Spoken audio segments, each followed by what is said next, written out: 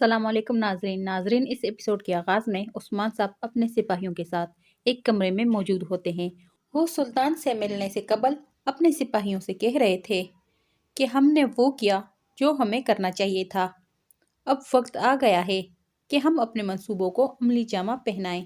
پھر کہتے ہیں، میں جانتا تھا کہ وہ سلطان علاء الدین کو بغیر بتائے ہمیں مارنے کی کوشش کریں گے، لیکن آپ حیران ہوں گے کہ اتنی جلدی کون عمل کرتا ہے۔ اس پر تمام سپاہی خاموش رہتے ہیں۔ پھر عثمان صاحب کہتے ہیں، وہ جو راز رکھتے ہیں، منگول سلطان علاء الدین کے خلاف سلطان مسعود کو خطرہ بنا رہے ہیں۔ یہی وجہ ہے کہ سلطان علاء الدین کو ان پر شک ہے۔ میں نے اپنے بیٹے علاء الدین کے ساتھ ان کے خلاف ایک منصوبہ تیار کیا۔ ہم نے کونیا میں الہانیوں کی طاقت سلطان علاء الدین کی نظر میں توڑ دی۔ سماگر اب وہ نہیں کر سکے گا جو وہ چاہتا ہے، اور کہتے ہیں، تخت ہمیشہ خون بہاتے ہیں۔ ہم ان کے عزائم کو استعمال کر کے وہ سب حاصل کریں گے جو ہم چاہتے ہیں۔ ہم مشرق کی طاقت سے مغرب کے دروازے کھولیں گے۔ جس پر سب سپاہی کہتے ہیں، انشاءاللہ حضور، انشاءاللہ۔ پھر سب سپاہی اور عثمان صاحب سلطان کے کمرے کی جانب روانہ ہو جاتے ہیں۔ ادھر سلطان نہایت غصے کی حالت میں کہہ رہے تھے، جو بھی غدار ہوگا میں اسے تلاش کر کے اس کا سر کونیا کے دروازے پر لٹکاؤں گا تاکہ وہ سب کے لیے عبرت کا نشان بنے۔ پھر وزیر کہتا ہے، سلطان اجازت ہے؟ سلطان کہتا ہے، بولو۔ تو وزیر کہتا ہے، میرے خیال میں اب جو لوگ آئے ہیں وہی امن میں خلل ڈال رہے ہیں اور وہی مجرم ہے۔ یہ سن کر درسن فقی کہتا ہے، سلطان معذرت چاہتا ہوں۔ وہ جو فتنوں کی جڑ تلاش کر کے فتنوں کے خلاف کھڑا ہوتا ہے۔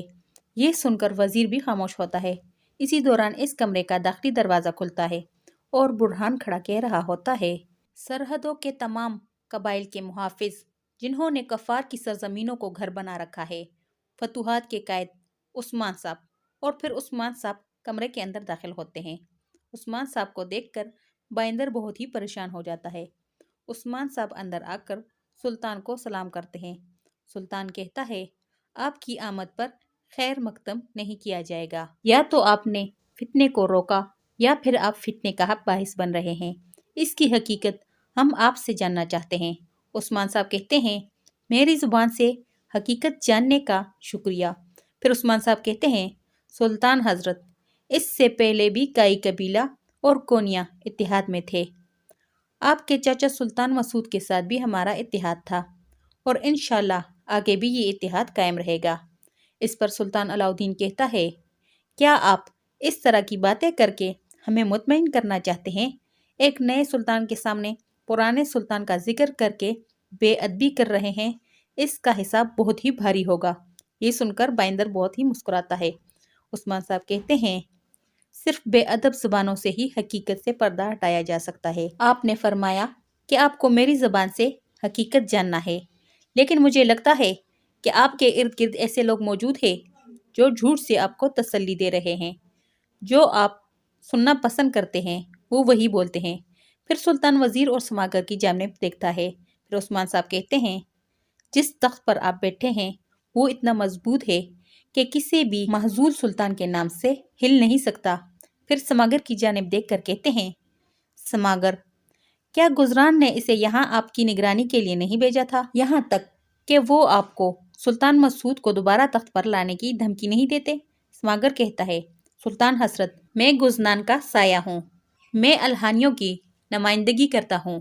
اگر آپ ایک قبیلے کے سردار کی باتوں میں آئیں گے تو پورا کونیا اس کی قیمت چکائے گا۔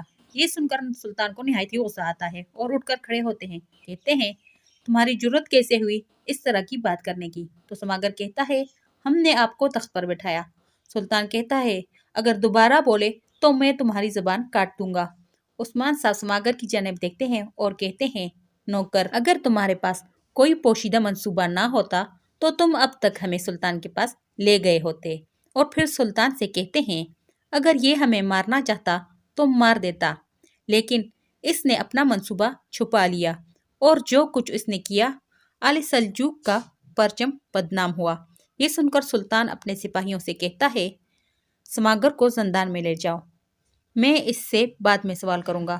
اس پر سماگر کو نہایت غصہ آ رہا ہوتا ہے اور کہتا ہے عثمان تو سلجوقی سپاہی سماگر کو پکڑ کر زندان کی جانب لے جاتے ہیں اور پھر عثمان صاحب کہتے ہیں جب تک منگول محل میں ہے آپ کے دشمن ختم نہیں ہوں گے۔ سلطان یہ سب سن کر بائندر اپنے دل میں کہتا ہے شیطان بھی سوچتا ہوگا کہ تم اسے دھوکہ دے سکتے ہو، اور پھر سلطان بائندر سے کہتا ہے بائندر صاحب آپ اس کے بارے میں کیا کہیں گے؟ یہ سنتے ہی بائندر کا رنگ اڑ جاتا ہے تو سلطان کہتا ہے میں آپ سے پوچھ رہا ہوں بائندر صاحب، تو بائندر کو کچھ سمجھ نہیں آ رہا ہوتا کہ وہ کیا کرے اور کہتا ہے سلطان حضرت، تو سلطان کہتا ہے آپ والدہ سلطانہ کے وفادار ہیں، آپ یہاں کیوں آئے ہیں؟ عثمان صاحب کو مجھے تخت سے ہٹانے سے روکنے کے لیے یا پھر ان کی مدد کرنے کے لیے؟ یہ سن کر بائندر کو کچھ بھی سمجھ نہیں آ رہا ہوتا کہ وہ اس کا کیا جواب دے، اور پھر وہ اس لمحے کو یاد کرتا ہے جب مارماراجک قلعے میں عثمان صاحب نے الچیچے کو اغوا کر لیا تھا اور بینگے خاتون نے آ کر بتایا تھا کہ انہوں نے الچیچک کو اغوا کر لیا، اور پھر عثمان صاحب نے کہا تھا الچیچک اور ایکتمور کی شادی کل ہوگی، اور پھر اس لمحے کو یاد کرتا ہے جب مارماراجک کی فتح کے بعد عثمان صاحب نے دیوان میں بائندر کو سونے سے بھرا ہوا صندوق دیا تھا اور کہا تھا یہ وہ مال غنیمت ہے جو آپ کو مارماراجک کی فتح کی بدولت ملا ہے، یہ اور ایک تلوار بھی تحفے میں دی تھی۔ یہ سب سوچنے کے بعد بائندر سلطان سے کہتا ہے میرے آقا، اور سلطان کی جانب بڑھتے ہوئے کہتا ہے والدہ سلطانہ نے سرحدوں پر عثمان صاحب کو کئی بار شکست سے دوچار کیا، عثمان صاحب پرجوش ہیں، شاید وہ یہ قبول نہ کرے اور انہوں نے یہ فیصلہ کیا ہو، میں نہیں جانتا، لیکن منگولوں کا مسئلہ اشکار ہو چکا ہے۔ کیا عثمان صاحب مجرم ہے؟ منگول ہر بار یہی حربہ آزماتے ہیں، اب آپ ایک الہامی کمانڈر پر بھروسہ کریں گے یا پھر ایک ترک سردار پر، یہ فیصلہ آپ کر سکتے ہیں۔ جس پر عثمان صاحب نہایت غصے سے بائندر کی جانب دیکھتے ہیں اور سلطان عثمان صاحب کی جانب دیکھتے ہیں اور تھوڑی دیر سوچنے کے بعد کہتا ہے میں آپ کی جان بخش دوں گا، لیکن ایک شرط پر، آپ کا بیٹا علاؤدین حقیقت اشکار ہونے تک میرا مہمان ہوگا۔ یہ سن کر سب پریشان ہو جاتے ہیں۔ عثمان صاحب کہتے ہیں اے واللہ ہمیں اپنی بے گناہی کا یقین ہے، میرا بیٹا یہاں ٹھہر سکتا ہے، جو آپ مناسب سمجھے وہی ہوگا، اور پھر سلطان کہتا ہے علاؤدین کو یہاں سے لے جاؤ، تو سلجوقی سپاہی علاؤدین کو وہاں سے لے جاتے ہیں، اور پھر سلطان کہتا ہے اگر سرداران نے کچھ نہیں کہنا تو انہیں اجازت ہے، جس پر بائندر سلام کر کے وہاں سے روانہ ہو جاتا ہے، اور پھر عثمان صاحب بھی سلام کر کے وہاں سے روانہ ہو جاتے ہیں۔ پیچھے سلطان اپنے تخت پر بیٹھتے ہوئے وزیر سے کہتے ہیں کہو، تو وزیر کہتا ہے میرے سلطان، عثمان صاحب تخت کے معاملے میں قسطنطنیہ تک مشہور ہے، اپنے قریبی لوگوں کو کمزور کرنا ان کی عادت ہے، ہمیں ان پر بھروسہ نہیں کرنا چاہیے۔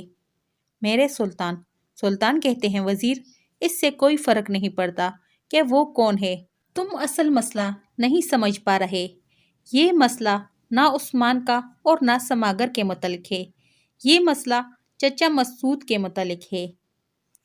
اس جگہ پر اس ایپیسوڈ کی اینڈ ہو جاتی ہے۔ آپ لوگوں سے گزارش ہے کہ ہمارے چینل کو سبسکرائب کریں اور ویڈیو کو لائک کریں۔ شکریہ۔